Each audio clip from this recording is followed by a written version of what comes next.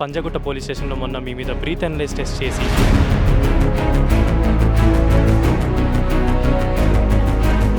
ఈ కేసులో మంగ్లీ ఓడిపోతుంది. ఓడిపోతే సినిమా వేరేలాగా ఉంటుంది.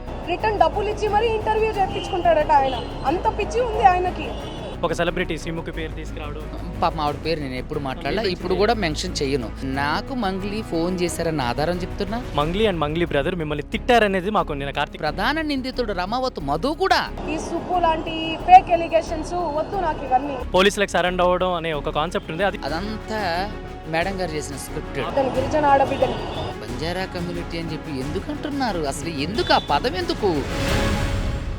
Welcome to Telugu. నేను మీ యాంకర్ శరత్. వాళ్ళు మనతో పాటు అడ్వకేట్ సుబ్బు గారు ఉన్నారు. సుబ్బు గారు, నిన్న అది ఏదైతే పంజగుట్ట పోలీస్ స్టేషన్లో మొన్న మీ మీద బ్రీత్ అనలైజ్ టెస్ట్ చేసి అది ఇప్పుడు నిన్న హైకోర్టులో మీరు రిట్ వేయడం జరిగింది. హైకోర్టు కూడా సీరియస్ అయింది. ఆయన ఇప్పుడు సస్పెండ్ చేయాలని చెప్పి ఏదో న్యూస్లో కూడా వస్తుంది. ఏంటి ఇప్పుడు ఏం జరిగింది దానికి? అయితే ఆయన చేసినటువంటి చర్య అనాగరికమైన చర్య. ఒక న్యాయవాదిని కూడా చూడకోకుండా ఒకవేళ నా ప్లేస్లో వేరే ఎవరైనా తాగి ఉన్న వాళ్ళు ఉంటే వాళ్ళ చాప్టర్ క్లోజే కదా. వాళ్ళ దగ్గర ఉన్న కేసులు ఆయన జీవితం ఎఫెక్ట్ అవుతుంది కదా. ఏంటి దాంట్లో ఆయనకు వచ్చినటువంటి సంతోషం? ఎక్కడన్నా అలా చేయమని చెప్పి ఏదైనా చట్టంలో ఉందా? హైకోర్టు కూడా అదే అడిగింది. ఒకళ్ళ పర్సనల్ లిబర్టీలోకి వెళ్ళి చేయాల్సిన రైట్ నీకు ఎవరు ఇచ్చారు?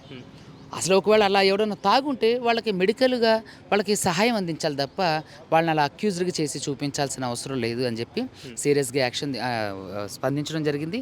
అదేవిధంగా ఈ కేసుకు సంబంధించి పూర్వపరాలన్నీ అయ్యేదాకా నాకు ఏదైనా సరే వాళ్ళదే బాధ్యతని, అదేవిధంగా దీన్ని ఇన్ఫ్లుయెన్స్ చేసే విధంగా పనిచేయొద్దని, అదేవిధంగా సీసీటీవీ ఫుటేజ్ సీసీటీవీ ఫుటేజ్ అంతా కూడా దాన్ని ఏమంటారు ఫ్రీజ్ చేయమని, అదేవిధంగా personal notice home for GP ప్రతివాదులందరికీ పర్సనల్ నోటీసులు, సిఐ గారికి కూడా పర్సనల్ నోటీసు వచ్చి ఈ నెల 29వ తారీఖు అపీరెన్స్ అయ్యి కౌంటర్ ఫైల్ చేయాలని చేశారు. కౌంటర్లో అట్లా ఆయన ఏం ఫైల్ చేయడానికి లేదు.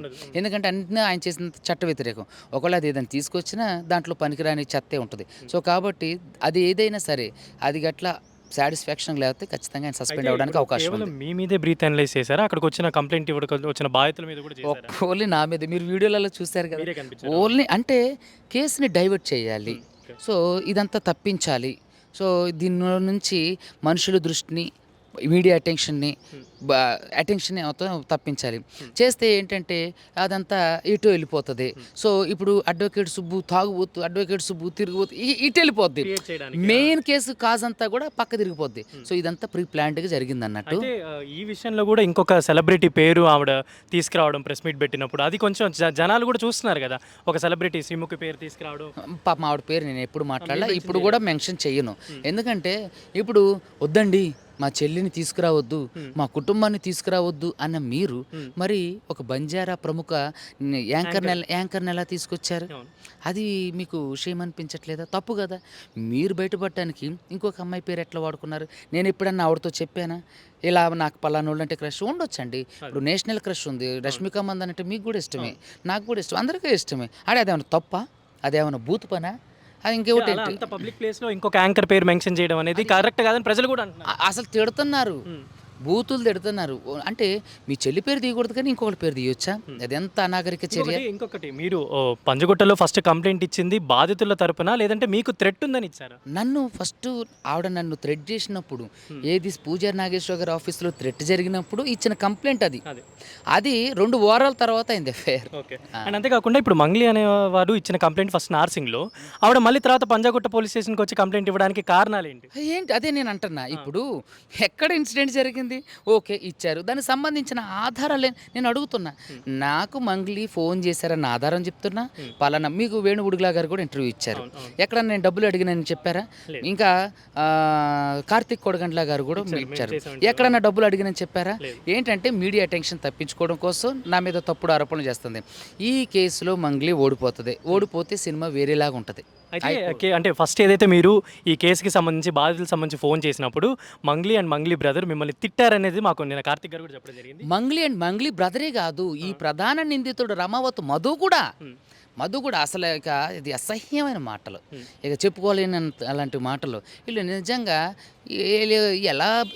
ఎలా సస్టైన్ అవ్వగలిగారు? అసలు ఎంత యారోగెంట్గా, ఎంత షేమ్లెస్గా ఉండి, ఇంత బాధ్యత రాహిత్యంగా ఎలా సస్టైన్ అయ్యారని నేను ఒక్కసారిగా దిగ్భ్రాంతి చెందాం.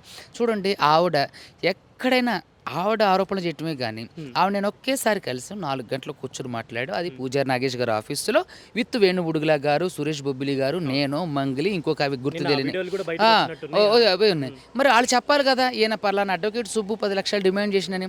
ఏంటంటే తప్పుడు ఆరోపణలు, తప్పుడు పనులు, తప్పుడు చెత్త. ఆవిడ నిరూపించాలి కదా, నిరూపించలేని పక్షం. అయితే మీరు అంటే మధుని టార్గెట్ చేయడం వల్ల ఇప్పుడు ఆయన నిన్న వీడియో బయటికి పెట్టి ఆయన పోలీసులకు సరెండర్ అవ్వడం అనే ఒక కాన్సెప్ట్ ఉంది. అది మీరు అంటే మీరు చేసిన స్ట్రాటజీ అనుకోవచ్చా ఇది? స్క్రిప్టెడ్ అదంతా మేడం గారు చేసిన స్క్రిప్టెడ్. ఆవిడ్ని బయట పెట్టడానికి సేఫ్ చేయడానికి సేవ్ చేయడానికే కదా. ఇప్పుడు ఈ ఆవిడకి ఏం సంబంధం లేదు, వీళ్ళకి సంబంధం లేదని చెప్పి ఆయన అనే బదులు మీ ప్రధాన అన్ని మీడియాల ముందు చెప్పొచ్చు కదా. ఎందుకు రూమ్లో ఒక్కడి దొంగతనం కూర్చొని చెప్పాలి? ఎందుకు ఒక్క మీడియాకి వెళ్ళి చెప్పాలి కదా? మీరు అందరూ ఉన్నారు కదా. ఇప్పుడు అతను ప్రెస్ మీట్ పెడితే మీరు అందరూ వెళ్ళనన్నారా?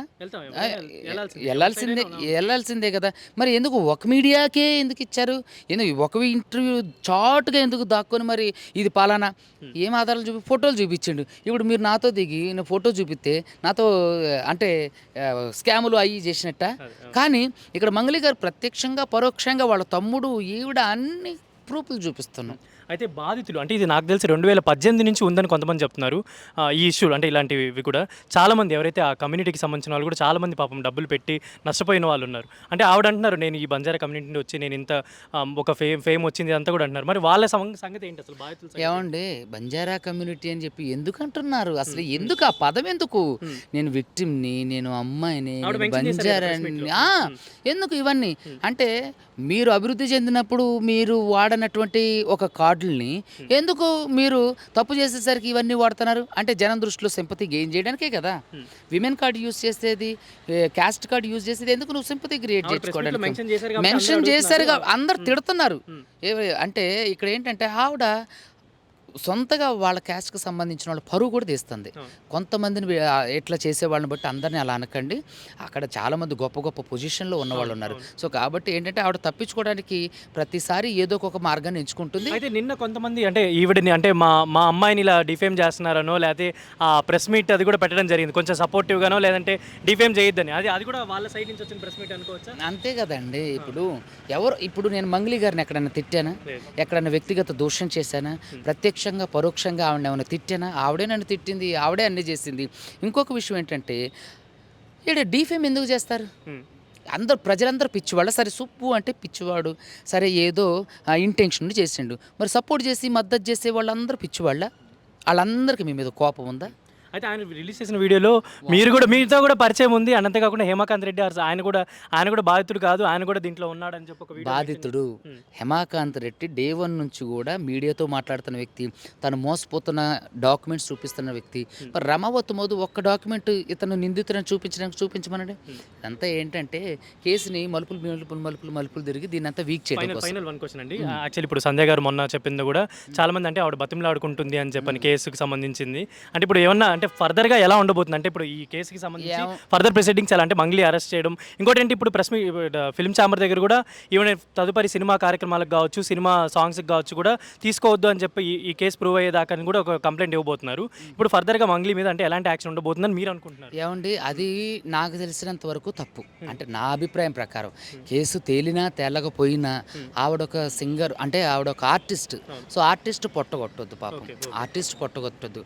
ఆవిడ తప్పు చేసిందా చేయలేదా అనేది గౌరవ కోర్టులు తెలిస్తే ఆవిడ తప్పు చేసింది అంటానికి ఆధారాలు ఉన్నాయి. అంతవరకు ఎందుకు ఆవిడ పొట్టగొట్టాలి? నాకైతే అంటే నా మనస్సాక్షి ప్రకారం అయితే అది తప్పు. ఆవిడ పొట్టగొట్టడం నిజంగా తప్పు. ఏదన్నా ఉంటే తర్వాత తెలుసుకుంటారు, కానీ అలాంటివి చర్యలు మాత్రం చేయకండి. లేదండి, లేదు. Thank you so much. Telugu one